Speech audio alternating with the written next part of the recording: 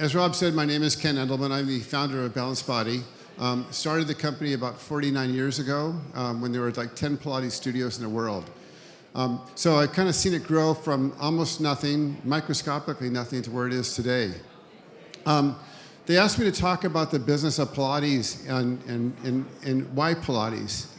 So I'm going to stumble through some slides. And I wanted to first talk about the fact that I don't know how many of you out there know Pilates was a guy. Okay, there you go. That's good. That's the right start. Okay. So he actually was in the UK for several years during World War I. He was interned as a German national. And that's really where he kind of developed the foundation of what he called contrology started, was when he was interned at Isle of Man during World War I. And when you think about it, that was over, World War I, that was like 100 years ago. And it's 100 years to get us where we are today.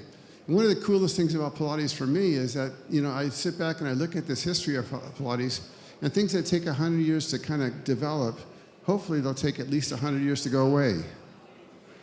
Is there a question or anything? Are we good? All right. So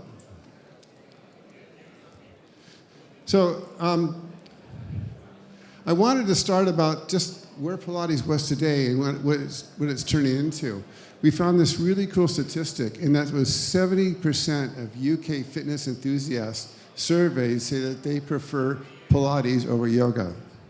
Now, these are real numbers. What's really cool is that Reformer Pilates is ranked #1 with ClassPass. I'm a little bit dazed right now still, okay. There are 14 million people in the UK that are doing Pilates. And it's looking to be a $1 billion industry right now, Pilates and yoga together. And you can kind of see what the growth is all about. And we're not just seeing this in the UK, we're seeing the same growth in the US right now, where Pilates has been there for a much longer time. And we're also seeing it all over the world right now. We're seeing growth rates of up close to 30%, 35% in some countries. Worked. So what's the deal? Why is Pilates so cool? Why does it work, right? First of all, almost every Pilates exercise uses your core in some way or fashion, right? Pilates is really cool. By the way, am I too loud? Okay, good. All right, it seems like I'm loud to myself. So thanks for your help. Pilates is really good in terms of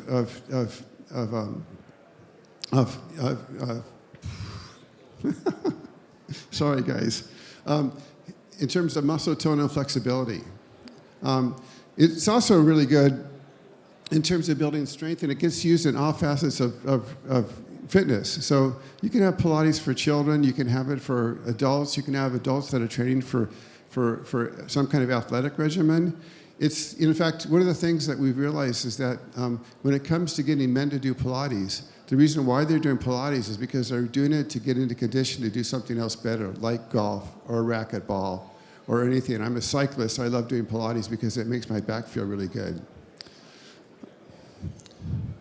The other thing that's really made Pilates really famous right now is we've gotten so much PR from famous people, right? So there's this one guy named David Beckham, who I actually know who he is. Okay. LeBron James is up there, also does Pilates. We've got Lady Gaga doing Pilates. I don't know how many of you guys see Saturday Night Live on TV, but they did a whole skit on Pilates. And when you watch TV here and in the US, people are always talking about Pilates day in and day out all the time. There's jokes about it, but usually when they talk about Pilates, they're usually making a joke about it, but the joke is kind of a good joke, and the joke is that it kind of shows that Pilates is kind of held in a kind of a high point. It's like its own brand. It's like people, when they think about Pilates, they think of something that's really kind of healthy, something that's really aspirational, something that they want to do. So it's really powerful in that respect. So all in all, it works really good. And then what's made it work, how can I say, kind of really successful right now is that when you do Pilates in a class format, you form much more of a kind of a group or kind of camaraderie. You also, it also becomes financially a lot more kind of appetizing for a lot of people doing Pilates. When I started doing Pilates, in fact, I used to think this, that you couldn't really do Pilates with like more than 4 reformers in a room. I thought that you would adulterate it, that you would ruin it. And it turned out that I was really wrong, and I'm glad that I was really wrong since I make equipment. Let's see if this works. Perfect. So the next question is what's the deal? Sorry. Talking about, by the way, I'm let you guys know I'm kind of blind too, so I'm looking at the screen too, and I got to get close to it. That's how blind I am. So just know that. Group reformer right now, I think the number one thing that makes it so popular is the fact that it's really convenient for people to do it because you can have groups. The the cost of admission is less. The cool thing about Pilates when I'm talking to clubs, the thing that they really want to know about is what the ROI is on doing Pilates. And it's kind of a phenomenal number when you think about it. And you think about that, maybe if you wanted to do a class with 10 reformers, and let's just say you do 8 classes a day, so that's, and you charge $20 per class. That's, 8 times 10 is 20 times, it's 10 times 20 is 200, 200 times 8 hours is 1,600. You start multiplying that times 300 days, and you get numbers that are close to like $454,000 a year in revenue. And if you want to cut the class in half, it's still $240,000 in revenue. So the numbers are pretty crazy. And we see classes that are as large as like 12, and in some places even 50, which I don't recommend. But the scalability of it is phenomenal, and if you can put the reformers in your room and you can find an instructor or someone in your organization that's a champion, it's really important to have a champion that's in the class or in your club. That's what's really going to drive the program and really make it successful. Do you have a question? Yes. Shannon, who's our marketing director, wanted me to remind you one more thing. One of the things that, I don't know if those of you that are doing have Pilates classes right now, but Pilates is what we call super sticky. And what happens when people are doing Pilates, they actually stay in your classes longer. They stay in your gym longer. And we'll talk about that in a minute. And people just stay with Pilates for a long time because it grows and it develops and it changes with them, right? And it's as I said before, it's something that everybody can do. So you can take, you can have classes with, all different kind of flavors, if you want to call them that. So you can have a more athletic class. You can have classes that are more slow and moving. You can have classes that are for pregnancy. You can, depending on what kind of talent you have in terms of running the classes, you can kind of change the classes and make them appeal to all different segments of your club. So this is really kind of cool. This is a class. This is a case history that they put together. This is the TAMS Club. In 23, they started with just 5 reformers, and what they did is they put 5 reformers in their entry lobby, and it was an underutilized space. They put it in there, and they found out right away that their unpaid membership revenue went up, and I think it was like 30%, if I remember the number right. And then a year later, they found out. They didn't find out, but they realized that the program was really good and oversold, and they added 3 more reformers.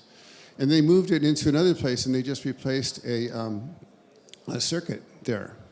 And now what's happening is, if I look at the numbers right there, but their revenue's gone way up. And they're actually thinking about doubling the classes right now. Do you have a question, Shannon? Sorry? Click. Okay. There you go. All right. Thank you. So the numbers don't lie, and we're seeing this all over the place. Any questions about any of this stuff? Anyone challenging my numbers or anything? Go for it. When you talk about Pilates, you're solely talking about reformer Pilates, aren't you? Not general Pilates. Oh, yes, I'm only talking about reformer Pilates, yes. Yeah. Pilates classes, so in gyms it's all done different ways, right? And different people do it different ways. So some clubs have a reformer class. They'll also have a private Pilates studio. And in the private Pilates studio, it's more like private classes with private instruction. And it's more one-on-one. Different price structure as well. What we're also seeing Yeah. with independence is two of our reformers have integrated wheels so they can actually roll up. So they'll use the space as a group reformer space, but when they want to run a mat class, whether it's Pilates or another type of mat class, they have the space as a mat class. So it's very easy to put them up and down, and especially if you just don't have a dedicated space. I think what was Yeah. interesting with the tennis club is they had this entryway which had a very small circuit that was underutilized, and they had room for like 3 to 4 performers to just stick in there. Oh, sorry. Anyway, so they had this underutilized space, so they capitalized on that. But had they not had that, had they had a room where they wanted to put group reformer in, but also have it a multi-function space, they can roll the reformers up, put the mats down, and run their mat classes. When they're rolled up, how much floor space? It's 1 meter by 1 meter. When they're rolled up on the wall, and ours are designed to stand up, so they're engineered to stand up. They actually, you can speak to that. It's actually 0.5 meter by 1 meter wide. So when they're up against the wall, because the foot bar's down. So it's a pretty thin footprint. And you don't have to lean them against the wall. In fact, they're designed to be freestanding. You can put them in a row along the wall and then bring them down when you need them. You want to make it as easy as possible to go from one room to the next, because you don't want your instructors to feel like it's a lot of work. So, but it's not difficult. They weigh, like the Allegro ones, they weigh about 90 pounds. So that's probably about like 40 kilos or 35 kilos. Yeah. Okay. All right. Any other questions? Cool. Bottom line is it's really been successful for them, but we're seeing it in lots of clubs, and you guys have probably seen this too. The ROI doesn't lie. It's just kind of an amazing thing what the returns are. And it really doesn't require a huge amount of investment. It just requires some space, conditioning the space, making sure that the acoustics are good enough to where people can understand and hear the instructor really well. It requires the cost of the equipment, and then upscaling the instructors. And so Balanced Body also offers education just for that reason, to help the instructors learn how to teach Pilates. And again, you need a champion. Okay, that's really an important thing. Otherwise, if there's no one in your organization that's really excited about Pilates, the likelihood of you're going to be depending more on luck than on skill at that point. This is really kind of a cool quote, because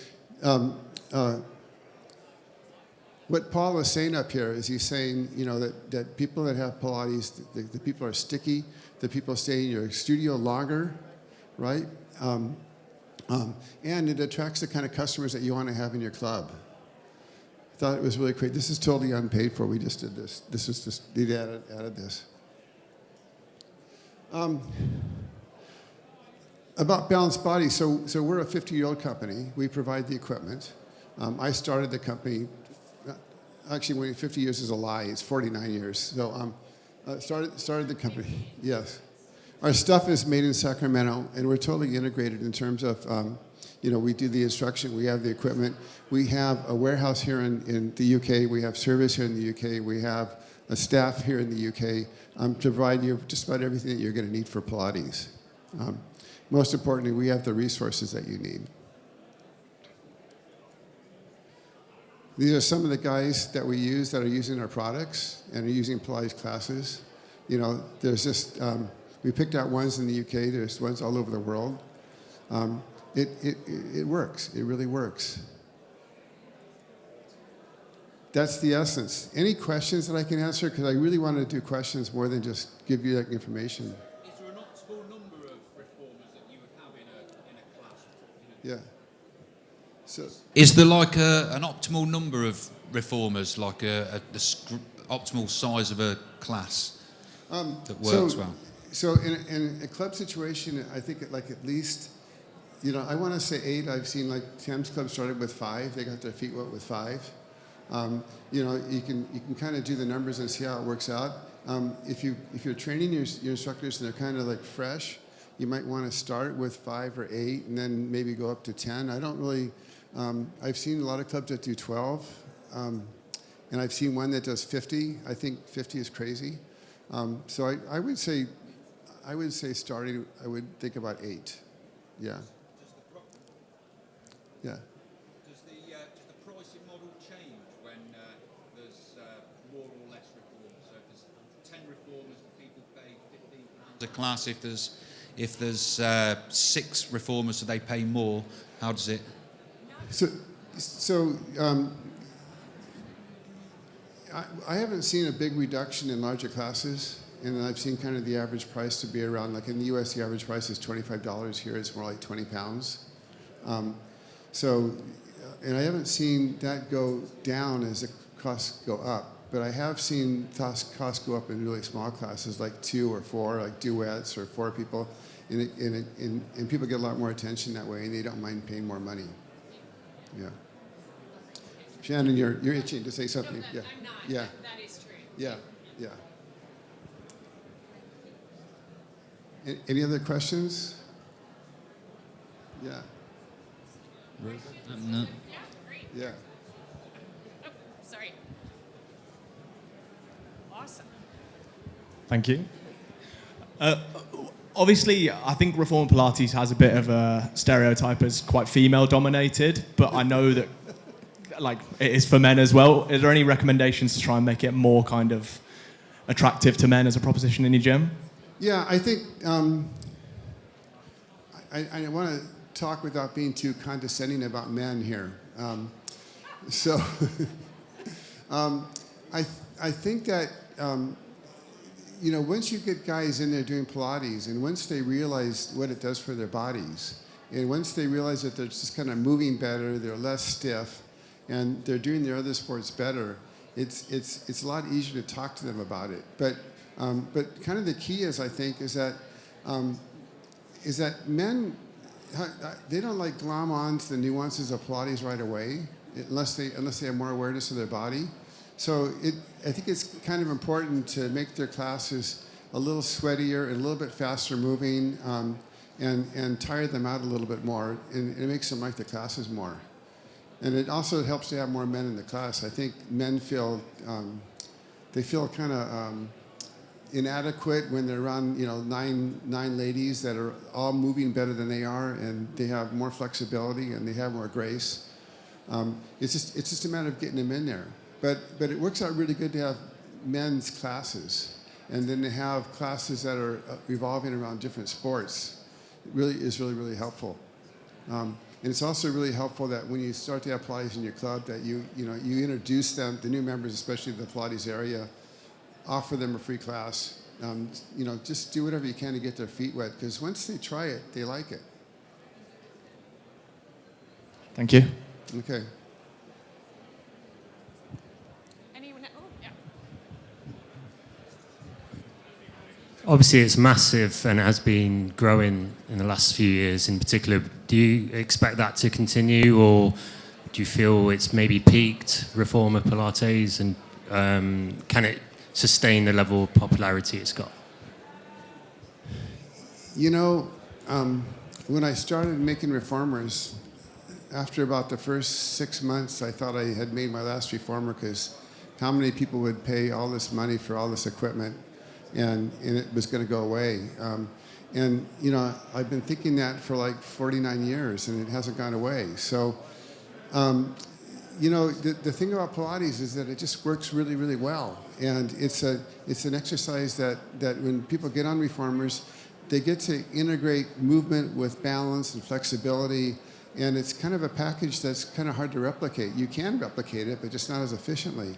So I think as long as, all of us do a good job teaching Pilates and teaching it in a way that's safe and creating a phenomenal experience for guys, it's going to keep growing. Right now, as crazy as it is right now, it's still just a fraction of the fitness world.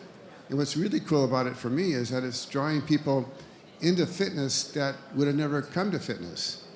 So I think that the number of people that are out there that need exercise, that it's zillions. It's a lot more people than we see, and they're the future for us.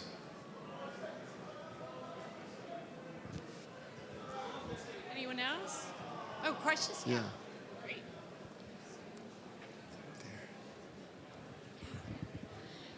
Obviously, we're seeing a big rise in Pilates at the moment, and with that comes more training providers, training Pilates instructors and offering like weekend courses and things.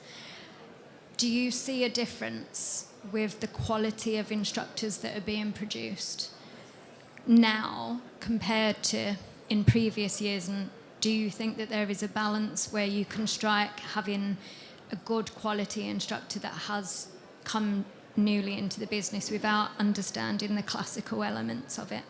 That's a really, really good question.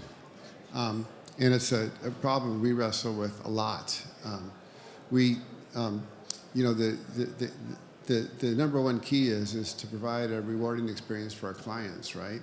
And an instructor with a lot of training has the ability to fine-tune the classes to the people that they're actually teaching. And the more experience they have, the better they can fine-tuning things. But the problem is that most Pilates instructors from my day, when I first started, these guys were apprenticing other instructors for years, and then they were told, okay, now after 2 years you can teach Pilates, right? Well, that's not practical. So really what it takes is enough training to get people to teach Pilates safely and still have the principles of Pilates and what you're talking about, right? And knowing what to do, how to do it, and how to make it safely. So it's a challenge for us. It's working because most of the time we're working with people that already understand a lot about the bodies to begin with. And so then just teaching them the choreography is really helpful. And then giving them the experience. Most people really want to learn. We've also created a bespoke Pilates training program for fitness professionals. So it's working with upskilling your existing staff who are already aware of bodies, aware of movement, hopefully aware of anatomy. And so the program, to give you an example, our comprehensive Pilates education, is roughly 500 hours and, a year, 18 months, something like that, training. So our program for fitness professionals is actually 2 weekends. So they do our basic movement principles course, which is foundational movement. And then they do a weekend at the start with one of our educators. And it's focused on quality of movement and the fundamentals of Pilates. And then they have about 2.5 months of doing practicum and checking in with the educator, usually via Zoom or online, and then going back for a follow-up weekend to kind of finalize, make sure that, test out, make sure that they're able to deliver the Pilates exercise at the level that Balanced Body wants it delivered. This is by no means a comprehensive certification. That's not the point. The point is to upskill fitness professionals to be able to safely and effectively lead engaging Pilates classes in a club environment. Group reformer classes, let me caveat that. We do have a similar program for MAT. Obviously, that's not what's exploding right now, so our reformer program is what's being utilized, and we work with clubs all over the world now using this program. And the other benefit of it is, fairly obviously, you're leveraging the power of an instructor who already has a following in your club, right? So you're not trying to bring in a Pilates instructor from outside who no one knows, and so it's going to be harder to sell their classes, you know what I mean? So anyway. Cool. Did you have a question? No? Oh, okay. Does anyone else have questions? No? Wow, cool. All right. Okay. That's it, you guys. Thanks for coming. Ken's here, so if Yeah, you I'm want to going to talk be to here him. if you have any other questions about anything that you've seen. Craziness. I did want to say one thing is that when you're looking for instructors, some of the really, really seasoned instructors that have been teaching Pilates for 20 years may not be the best bet for a club. It's got to be fine. It's got to be a Pilates instructor that feels good. and is confident that they can teach Pilates. It's just they need to want to do it, and it's not hard to find those people. Cool. All right. Thank you for your time and for your attention. Sorry, I'm still a little bit out of it, but that's comes with the territory.